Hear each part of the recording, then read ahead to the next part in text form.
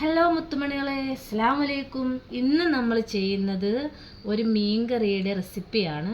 അപ്പോൾ നമുക്ക് മീൻകറിക്ക് വേണ്ട ഇൻഗ്രീഡിയൻസ് ഒക്കെ ഒന്ന് നോക്കാം.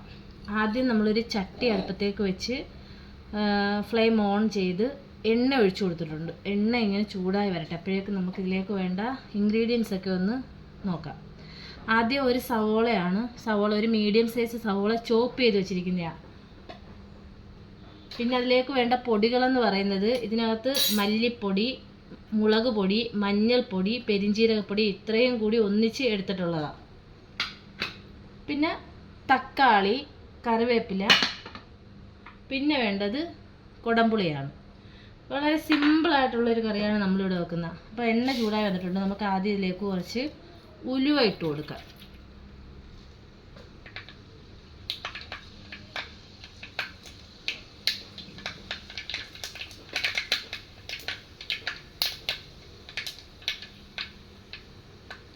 അപ്പോൾ നമ്മുടെ ഉലുവ ഒക്കെ ഇതിലേക്ക് നന്നായിട്ട് പൊട്ടി വന്നിട്ടുണ്ട്. അപ്പോൾ നമുക്കിതിലേക്ക് സവോള ആഡ് ചെയ്ത് കൊടുക്കാം.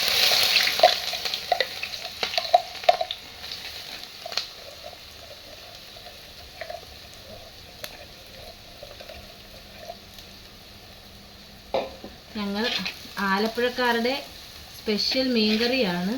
സിമ്പിളാണ്, വേഗം എടുക്കാൻ പറ്റിയ നല്ല ഒരു മീൻകറിയാണ്.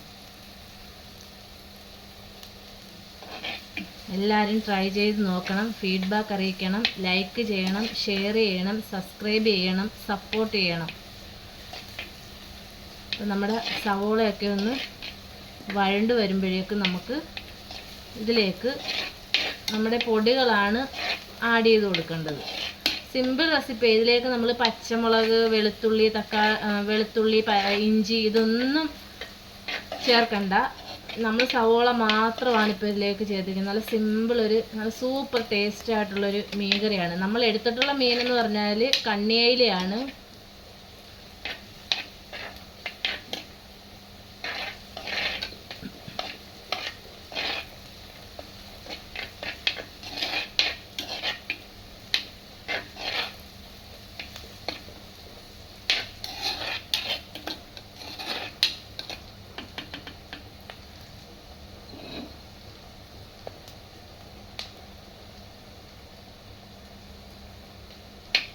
അപ്പം ഗൈസ്, നമ്മുടെ സവോള ഇവിടെ നന്നായിട്ട് വഴണ്ട് വന്നിട്ടുണ്ട്. ഇതിലേക്ക് നമുക്ക് ഈ പൊടികളൊക്കെ ഒന്ന് ആഡ് ചെയ്ത് കൊടുക്കാം.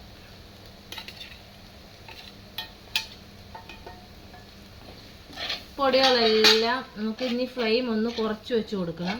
എന്നിട്ട് ഈ പൊടികളെല്ലാം ഈ എണ്ണയിൽ ഇടുന്ന് നന്നായിട്ടൊന്ന് മൂത്ത് വരട്ടെ. അതുവരെ നമുക്ക് വെയിറ്റ് ചെയ്യാം.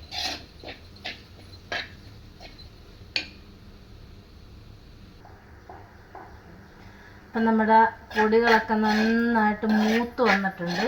നമുക്കിതിലേക്ക് ഇനി വെള്ളം ഒഴിച്ചു കൊടുക്കാം.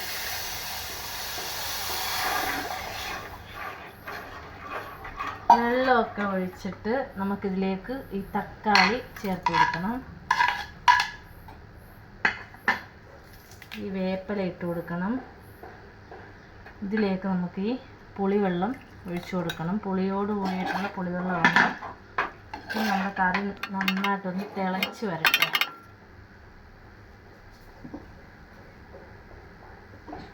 അപ്പോഴേക്കും നമുക്ക് കറിക്ക് ആവശ്യത്തിനുള്ള ഉപ്പിട്ട് കൊടുക്കാം.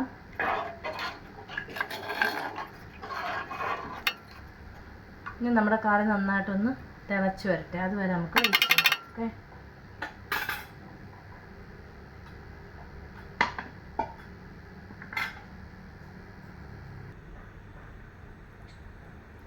അപ്പം ഗൈസ്, നമ്മുടെ കറി ഇവിടെ തിളച്ച് വന്നിട്ടുണ്ട്. നമുക്ക്